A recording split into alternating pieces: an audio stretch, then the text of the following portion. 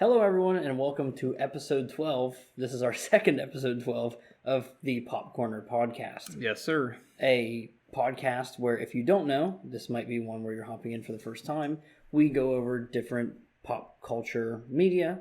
So far we've just kind of done movies for now. So far, just but movies. We may dive into some other different types of media. But as for now, as you probably have seen from the title, Evil Dead Rise. We watched this on early showing night.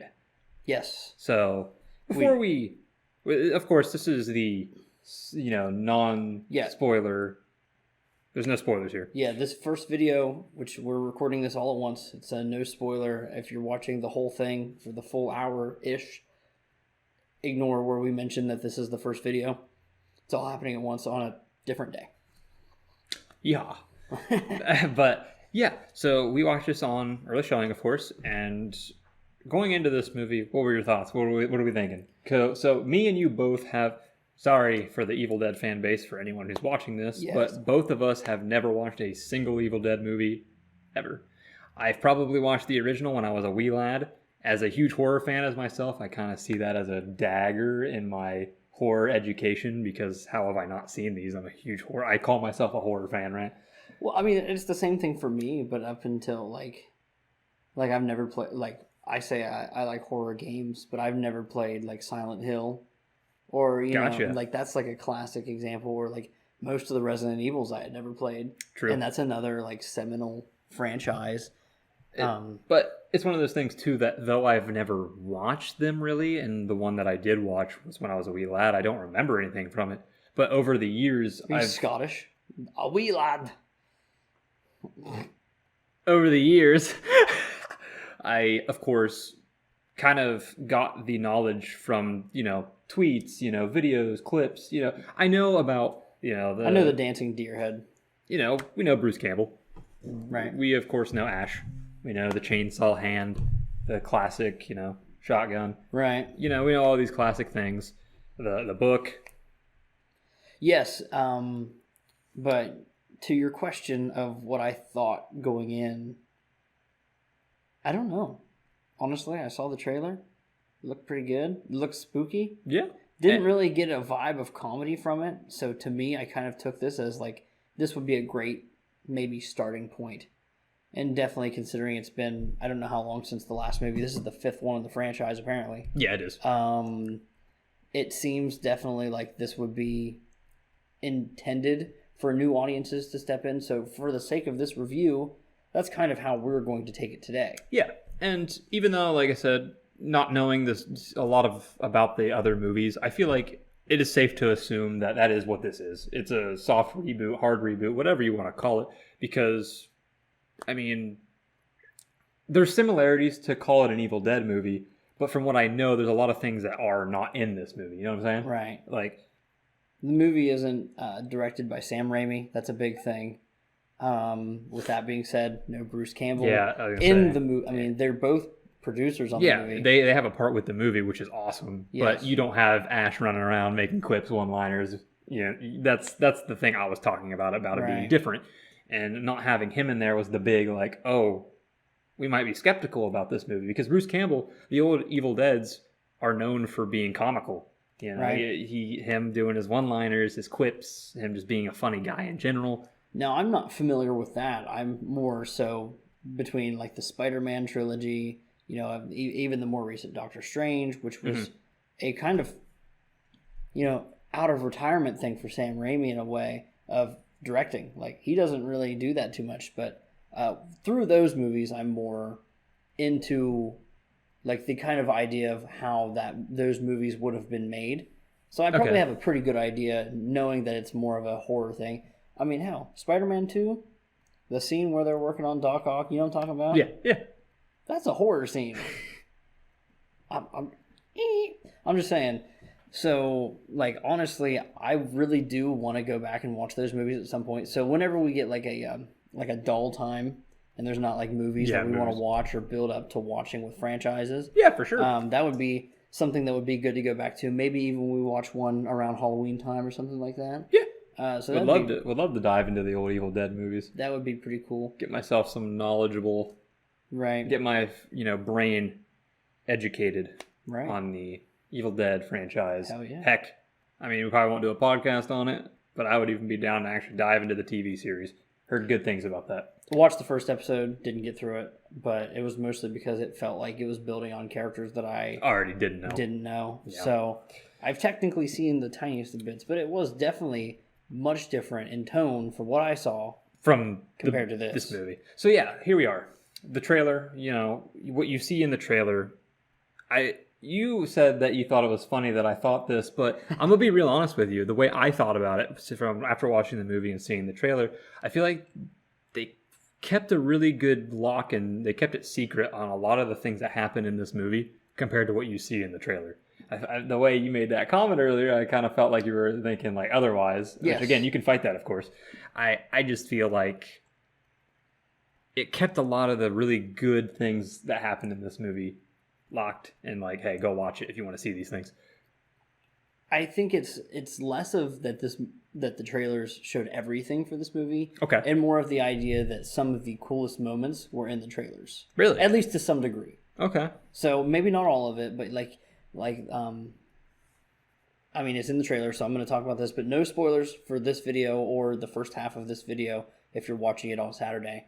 But when you're looking through the peephole in the door. Mm-hmm. Like the use of the camera for those moments and the use of that forced perspective okay, is a super like confined and like creepy thing to do, and that would have just been like such a cool thing to see. But it's unfortunately it's a really eye-catching part of the trailer.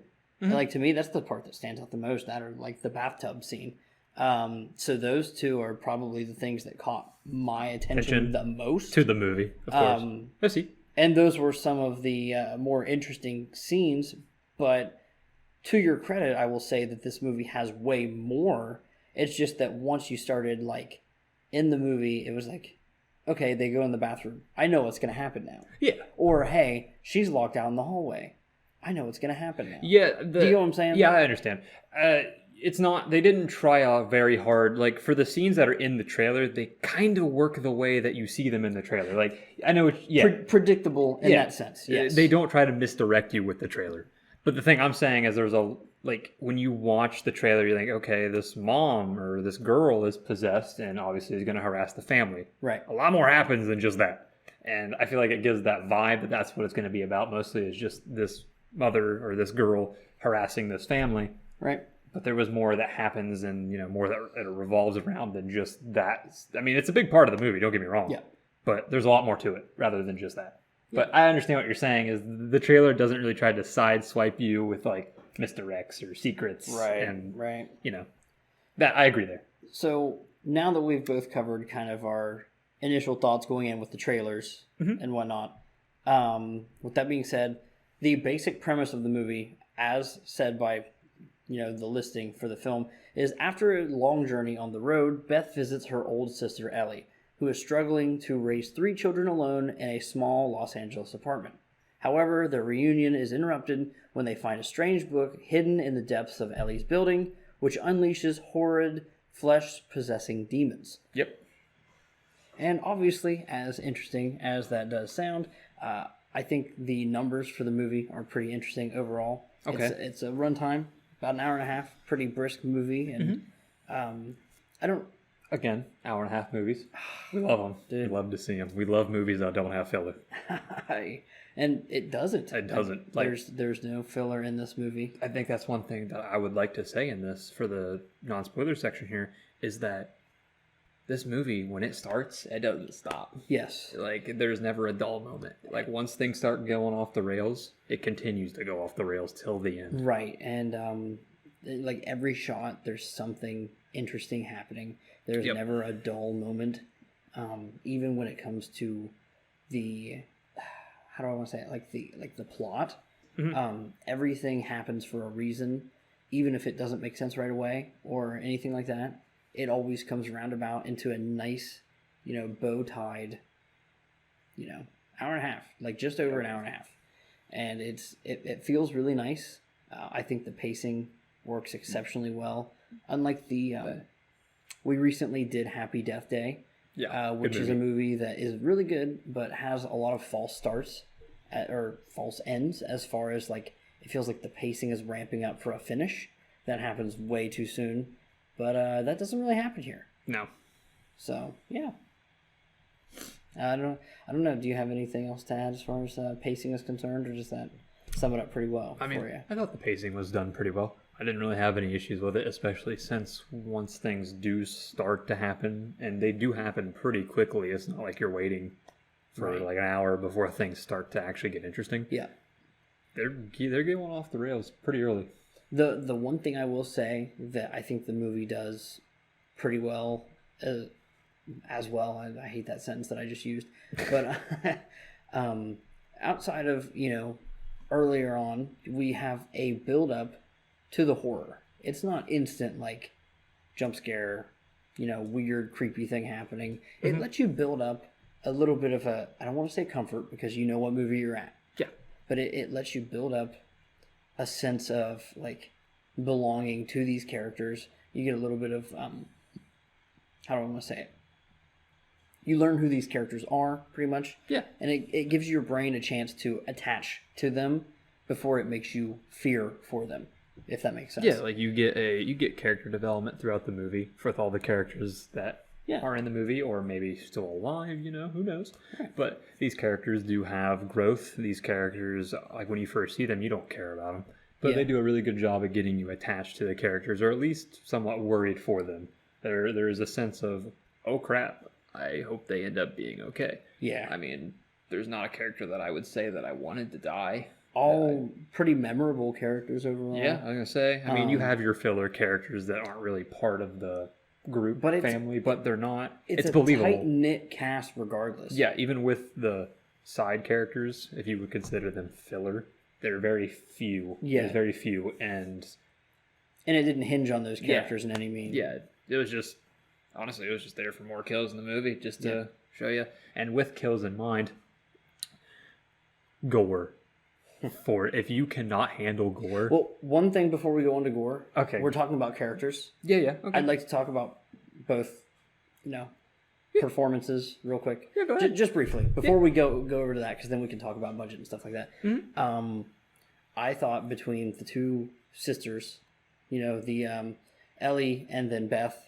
Those are the names, of course. Yes, those are the two, and then we've also got the three children, even down to the child actress who I'm not sure how old she was. She's young though. But the movie definitely did a good job of handling like her character, because obviously this is a really intense movie in a lot of ways, and they handle it really well where she's both present in a lot of these terrifying scenes. But then there's also some of the heavier action moments where she's, I don't want to say conveniently hidden in the other room or hidden under a table or something, but they do it well enough to where there's never going to be a scene that's ruined by a child actress. And better yet, the scenes that she is in, she honestly steals the show. Yeah, she serves a very, very good purpose in some scenes, honestly. Kind of clutches it up for, certain scenes. I mean, absolutely. And you can't really say that about a lot of child actors when they're and which is nothing against child actors or anything, like it's nothing against them, but like in movies, especially with horror movies, if there's a child actor, usually they're there just to be like, you watch a normal ghost movie and like they're the ones that like interact with the ghost, and they get the thing started, or they the cliches. But this character in this movie doesn't really follow a cliche, other than of course being outside of the room in certain intense scenes, right? But it's followed up later on by her being part of these intense scenes. She's not always away from them. There are scenes where she's there. Yeah,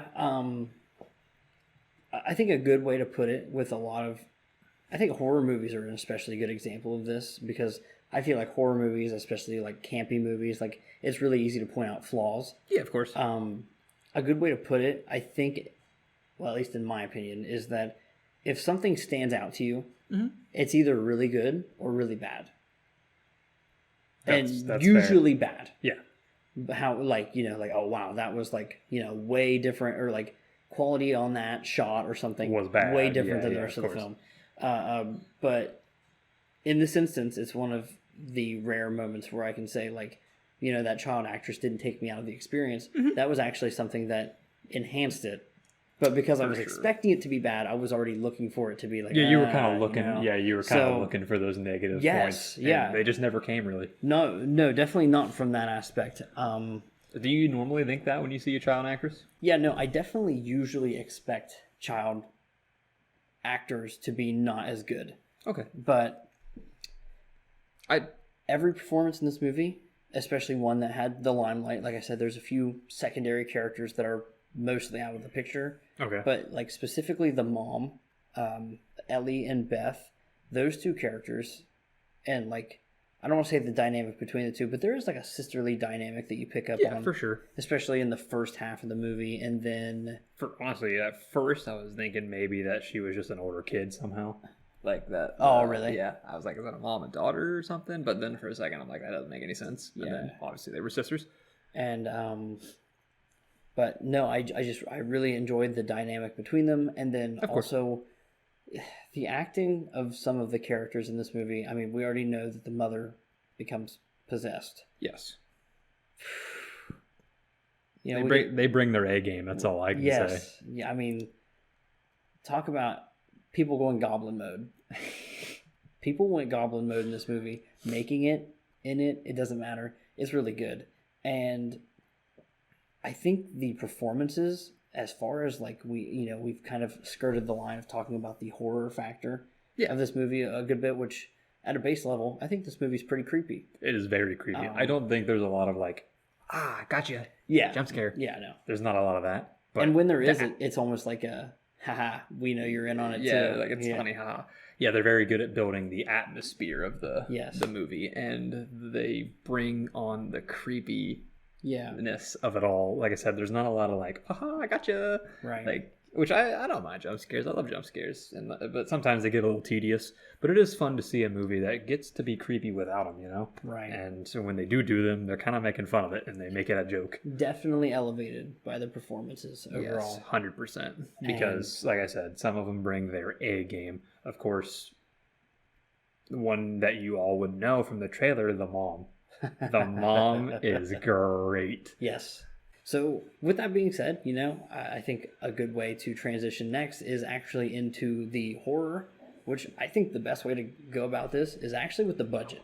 This movie has a $15 million budget, roughly. Really?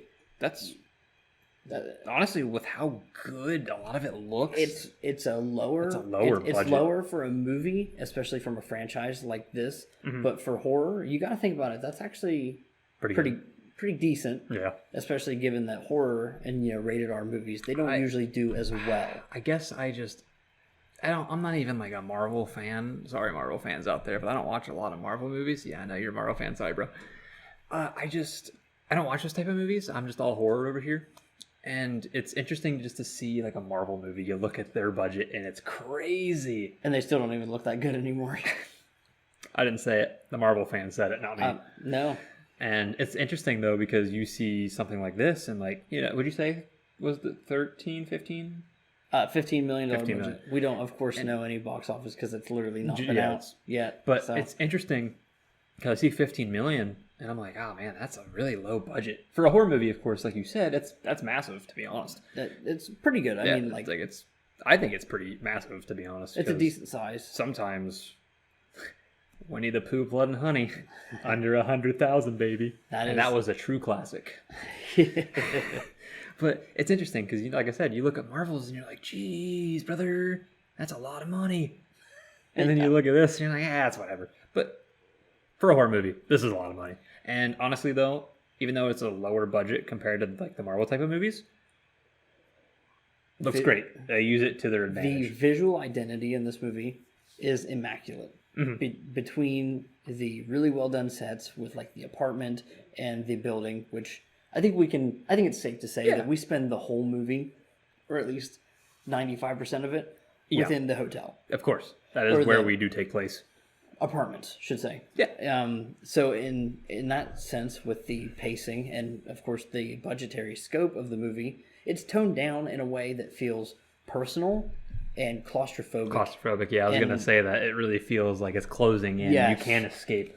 Yeah, and there's of course some story reasons why, it is the way it limited. Is. Yeah, but it definitely works really well. Yeah, it's not like some bogus random reason as to why they can't leave. It's not No. like, oh, there's a hex here or a portal or something No. stupid Yeah, like that. Nothing like that. It's something that's grounded and it makes sense as to why. The closest thing to anything like that is that the events all get kicked off by an earthquake. Yeah. That's literally what kind of opening few minutes. That was the only thing that kind of rubbed me the wrong way a little bit, but I was just like, you know what? just got to roll with it, man. I'm all for the perfect little like coincidences like that. Yeah, so it's cool. It's fine. I was gonna say stuff like that. You just got to roll. Yeah, with you got to roll with it. It's fine. It's fine. It's cool. It's cool, baby. Professional nitpicker over here. Listen, when movies are good, you got to find some issues. I know. But with that being said, the $15 million budget, a lot of this movie's scare factor, or at least uneasy factor, is built in with the gore. Yeah. So what did you think about the gore? Gore was... Listen, I love me some gore, and I've seen horror movies through and through, from your 80s slashers all the way to newer movies like Smile and, unfortunately, Barbarian. Sorry, any Barbarian fans. Wasn't a fan myself. I like Barbarian. Barbarian was good. They had some good elements. But anyway, I've seen things go from cheesy and like not very good CGI to, the newer stuff where obviously they look a lot more realistic and gruesome. And this movie, some of the things that happen even rub me the wrong way.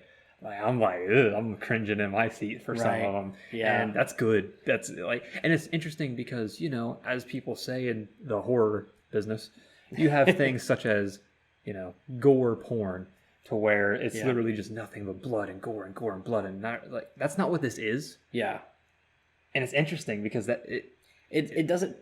I use the term tasteful. Like it's like a tasteful. Like it doesn't go overboard with anything, but then when it does, it's like it doesn't happen for very long. but it's just it's shocking, and it's. I don't know how to. I don't know how to explain it properly because I'm someone who winces at needles going into arms. But I'm sure you had a fun time watching this. No, I definitely was like, there was a moment where I was like, I don't really want to see that, but I gotta see it. Yeah, you gotta see I'm watching the movie. Yeah. And then there's like times where I'm like, okay, I know exactly what's gonna happen. I'm gonna look over here real quick. No big deal. And interesting too to note is that they're not all the same, right? They're not just like your instant like very slash, inventive slash. Yeah. Like it's not a slasher obviously where you're just getting stabbed, but a lot of creative kills here. Yep. A lot of there's some like you were saying where what's gonna happen, what's coming. But Right. there's some of them that like what? Okay, that's different. Yeah. So a lot to look forward to here when you're thinking about kills, and blood and gore.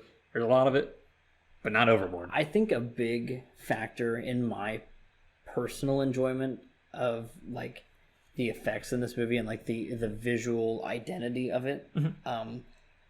We have a movie coming out in 2023. Obviously, it's a lower budget overall, but it's a movie that, for the most part, there is CG in it, but for the most part is a lot of practical effect. Okay. Or at least practical shot. It might have been touched up with CG, like probably some of like blood effects, maybe at some point. Maybe it did. Yeah, okay. Sure, yeah. fine. Yeah. But like there's like, we'll say in the last half of the movie, there's parts of the movie that very well could have been CG, but it very clearly wasn't. Mm-hmm. You can tell it's not. So I mean, if that's something that's going to bother you, but to me, it comes off way creepier, way better in my opinion. It's one of those things where those type of things are hit or miss. When they introduce something that's not your like normal looking not the people, norm. Oh yeah. You know what I mean? Like when you see like the mom, of course it's just like makeup and practical effects and such like that. But when still humanoid. Yeah, it's still something that like just an actor can, do it and pull it off, right? Right. The thing you're talking about, or some of the stuff that does happen later on, that clearly just isn't a person going, woo. Yeah, it doesn't look ridiculous. It looks creepy for some of the things that they do pull off here. And just as a fan of The Thing, the John Carpenter movie, I talk about it all the time on this podcast. I can't help but gush at those creative decisions that I know would have been easy, except maybe budgetarily. I'm not really sure what the effect that would have been, to decide not to do CG, because that could have been the easy way out. Now, when it comes to horror overall, what would we say? There's a lot of body horror. Body horror. What do you mean? Like Yeah, like stuff, okay. You just mean like the actual damage, the imagery stuff. Yeah, the injury imagery. That's what I tried to say there twice. And then I'm not gonna we don't want to go into all of it, but of course, just as a general idea of what you're getting into. Like there's a few jump scares, not many. A lot of it is built on tension and claustrophobia, and like you were saying earlier after we watched the movie, not too long ago, it kind of has a little bit of everything when you think of what you could possibly be scared of. Yes. Different phobias, different things that it builds upon. That's not, like I said, just jump scares. They actually build, with attention, they build upon these fears that a lot of people have. Right. And it works very well. And you very quickly poked a hole in it and said, well, there's no spiders in it. I'm like, yeah, well, I guess there's not. Spoiler. There's no spiders. There's no spiders, yeah. I mean, arachnophobes, stand down. I mean, maybe on set there was a spider here or there when they were recording. And maybe there is. Maybe there is one. Added to their performance. Yeah. Out, I say maybe there was even one in the background of one of these scenes. Look for if you see any spiders when you're watching the movie, in the back. Let us know. Yeah. But what did you think? Okay, so we've talked about the pacing. Yeah. We've talked about the characters and their performances. All very good. We've talked about the visuals and the gore, and not just the gore, but the horror. Yeah. Kind of overall. I feel like the only few things we need to talk about rounding out kind of our thoughts on the thought plot, if you will. The thought plot. I like that. And I'm always a sucker, especially in my video game reviews, are audio design and sound. That is a very honestly horror. It's a big deal. Speaking of which, not just for this movie specifically, but now that I'm older, audio is really a big factor. It's a big thing. When you're smaller, or even when I was a teenager, I didn't really care too much. I'm just watching movies, playing games. I'm like, cool. But now that I'm older, I really appreciate the design and the audio. Yeah, and I agree. If you can pull off the audio design, you pulled off what you're trying to do. That's we just use a USB mic for our podcast. You can't get any better than that, baby. Subscribe if you want better. Hey, if this is your first time watching us, we got better visuals. Yes, we go check out the previous ones. Some of them didn't even have visuals. Literally, some of them had 1080p, and then now we have 4K with some lights. 4K with some lights. It's nice. So if you want to see more reviews like this, older movies will have spoilers, of course. But newer movies, we do the non-spoiler sections. So, with that being said, but the plot is what we're talking about, huh? Yes. So, you said I'll let you lead that. You want me to lead it? Yeah. Well, of course, we don't want to get super in detail. We don't want to get anything out there that will make you you just spoiled the movie. Burn these guys at the stake. You should. But the thing is I actually really enjoyed the plot. As a person who's never seen the Evil Dead movies, I was obviously the number one thing in my mind is bring the book back. The Necro, bring it back. The book of the Dead, right? Is it called the Necronomicon? Necronomicon, yes. Okay, I didn't know if that was just a term that I no, that's what it's actually. It is what it is called. Okay, and I was hoping that would make a return, which I imagine it would, because how can you make an Evil Dead? Of course, you could say that about. Is that the through line for all the movies? Yeah, I'm pretty sure that all of them have. That's what brings. Thing that is not said. Again, it's not really a big spoiler, not a really big deal. But the term Deadite isn't used. Right. And that is something of what these demons are called. Gotcha. I mean, it's not really a spoiler because it doesn't really matter, but that is something that is not stated in this film. Stuff like this really does get me interested to watch the other movies. So, yeah. Like I say, basic knowledge like that, I know. And those are the things I was looking for in this movie. Right. So as a person who's never watched it, the plot worked. It worked because the things that I was looking for. So as a new fan. Yeah. As a thing, the little details that I knew about the franchise, it was there. Okay. And the plot itself, without even banking off the old Evil Dead stuff that I know of, it worked well. I think, honestly, I don't really have too many problems because there was a lot of... The pacing was very well.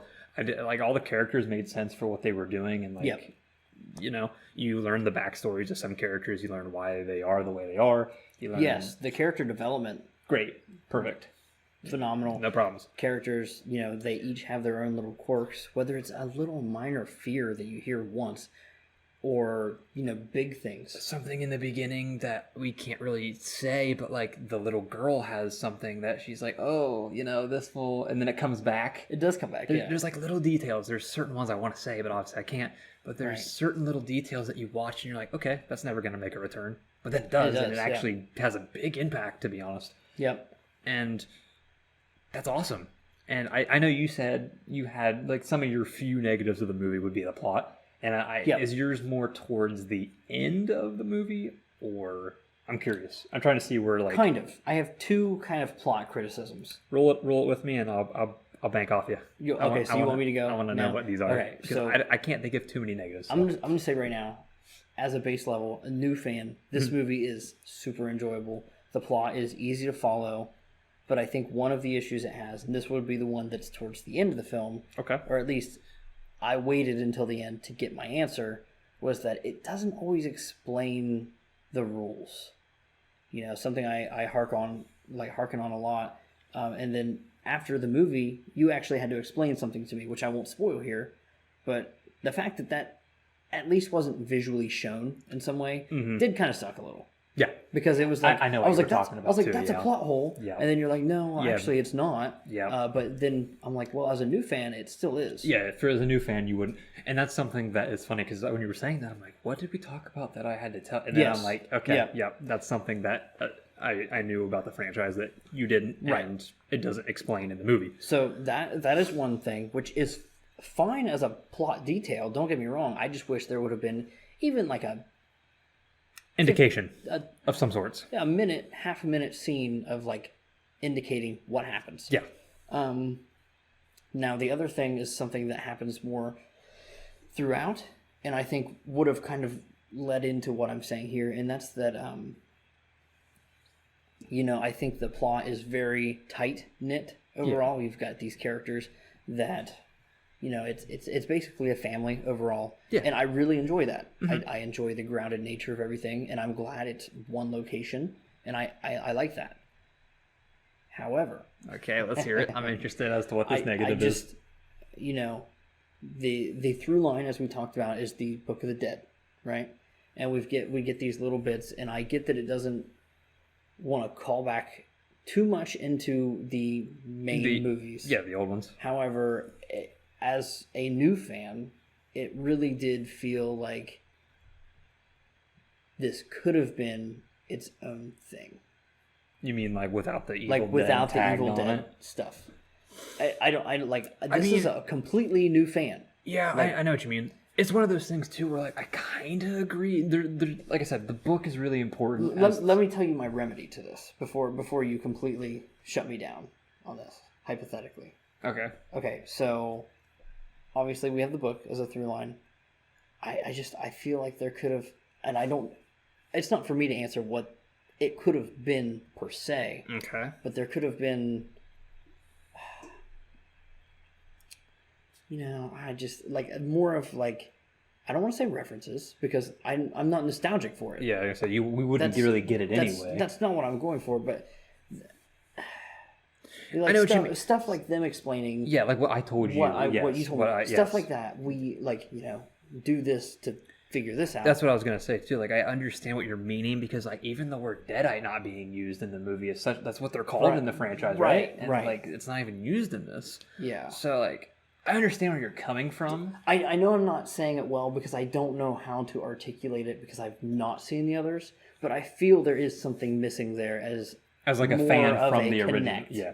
So like what you're saying is like if you're a fan of all the old ones that came out prior, and even if done correctly, it would be helpful to new fans understanding what the rules are. So a little bit better. Like what you're saying is like prior fans who've watched this franchise through and through that come in and watch this, we'll see the things that are relatable, but there's not enough. And is what you're saying. I'm sure there's plenty of things in this that we're probably not even that we're not even picking up on.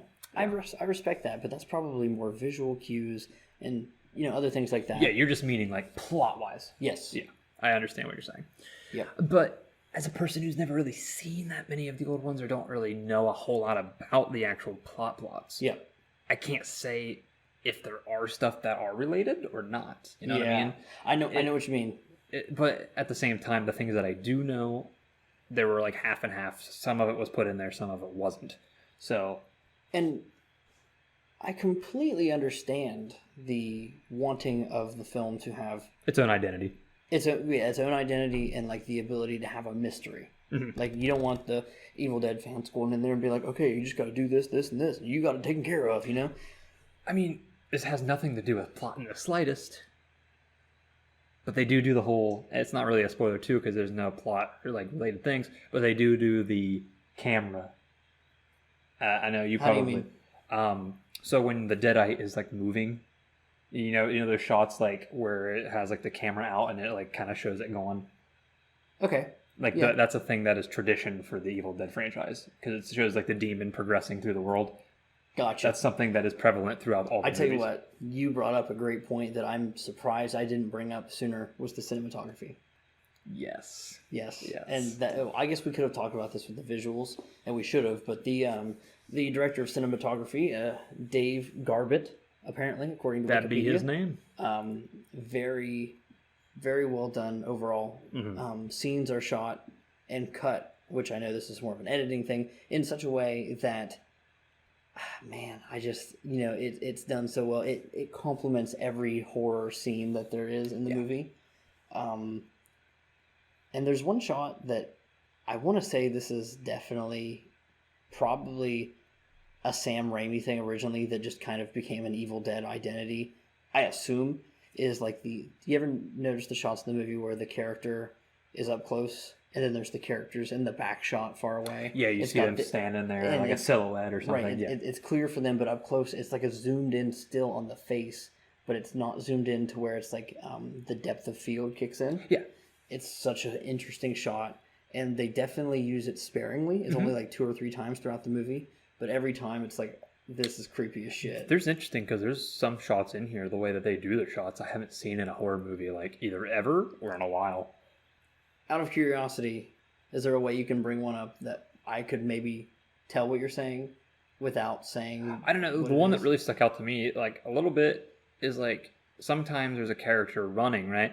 And like it kind of like I don't really see it used too often, but the camera would be like in front of them and it would be on their face and the way like they're running and stuff. Like and they're coming at the camera. Yeah, they're coming at the. You know what I mean? To eliminate seeing what they're able to see. What they're like seeing or what is even behind them. It's kind of like zoomed into the point where it's just the character's face, kind of. Right. But they're like running around and it's kind of shaking with it. Like an info overload kind of thing for the viewer. And of course, these have obviously probably been used tons of times, but it's things that I haven't seen myself in a while, and at least in new horror movies. Right. So there was different shots, and not just that. That was just an example, but there are interesting shots in this movie that I thought were unique. Right. Yeah. I know 100%. And I have to credit this movie pretty much every step of the way as a new fan.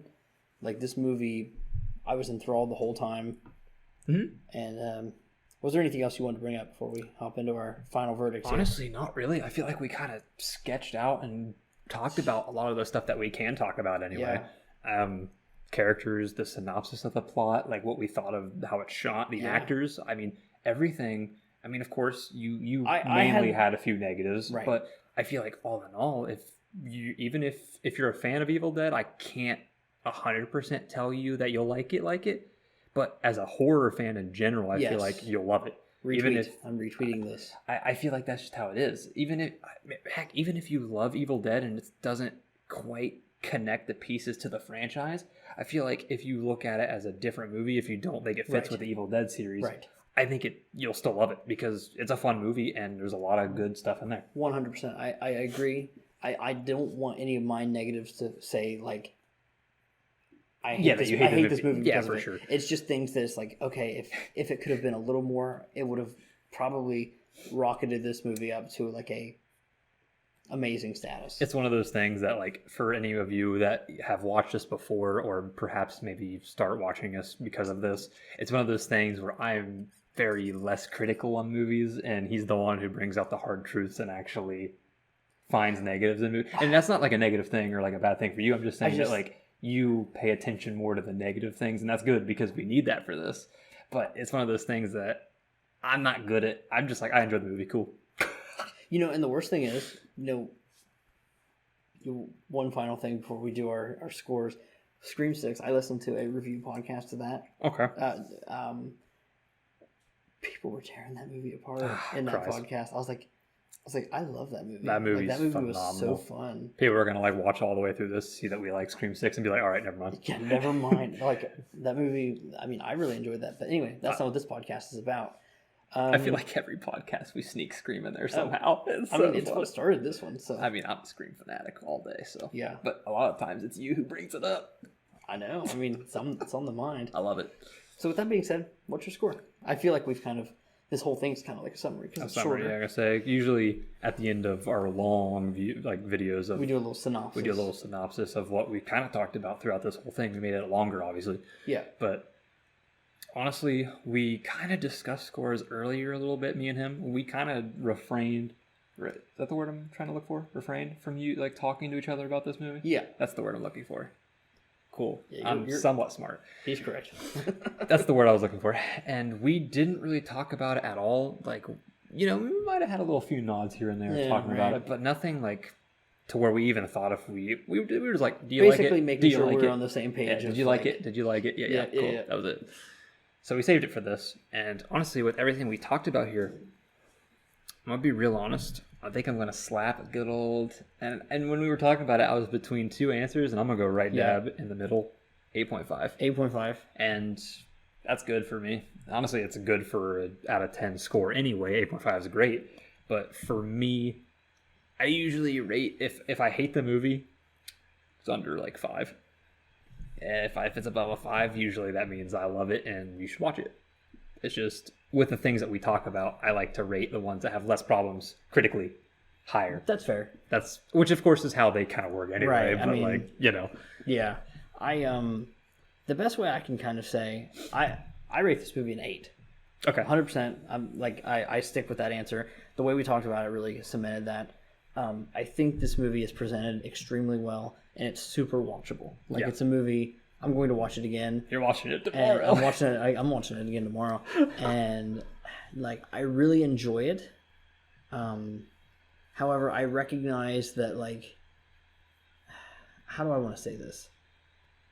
When I look at a 10, I feel like that movie, and I don't know that I'll ever give a 10, only because I don't think I'll ever give a 10 because I don't think every movie has everything. Yeah, you know what I mean. And even though the criticisms I had weren't the reason it's just down to an 8. Mm-hmm. In my head, we're already starting at 9. Yeah, if that makes sense. Yeah, because you already start I agree. I feel like 9 is where we should start because no movie technically should ever be a 10. I gave Scream the original 10 out of 10, but I'm a Scream loser. Scream shirt, baby. Listen. But that's just my all-time favorite movie. So I'm sure when we do Aliens for you, I'll be seeing a 10. It'll be thought about for sure. But as I agree there, I think every movie I see and when we go to review these, I kind of lock it at a 9 too. And then when we talk, I see if I want to lower it. Right. I agree. Right. I think that's what I do too. With that mindset, I think 8 is a good place for this movie to be. I mean, it's not gonna change your diaper and wipe your ass for you, but it's definitely a good movie, and it's got a nice little message behind it overall. And I mean, honestly, there is no after credit scene, so you don't have to stick around for that. But they do end it to where we could perhaps maybe see another movie. Yes, maybe we could perhaps. And I think the way to counteract what I said earlier about not fitting into the original world 100%, I think this movie does leaps and bounds well enough to set up more. So, and leaving the movie, I wanted more. So, once again, that's a testament to quality, I think, and entertainment overall. And with that being said, I hope you've been entertained on this episode of the Popcorner Podcast. Yeah, 100%. That's. I mean, we love making these things. They're fun. We like going. We like watching different types of movies, and then at some point, maybe other types of media. Normally a little longer, but right now, as the time of recording, it is 1:07 in the morning. He's tired. I'm tired. I'm just. We're ready to crash. Yeah. And hope nothing possesses us. That's what you hope. I mean. Anyway, so that's been it for us. My name is Falling Hertz. I'm Draven. Draven. A.K.A. Booins. Yeah. Booins, that way. And, you can find me on this channel. You can find him at Booins. Everywhere. Everywhere. And that's it. Yeah. That's it. Well, hope you all have a good rest of your day or night, whatever time you're watching this. And hope you enjoy the movie. And stay groovy.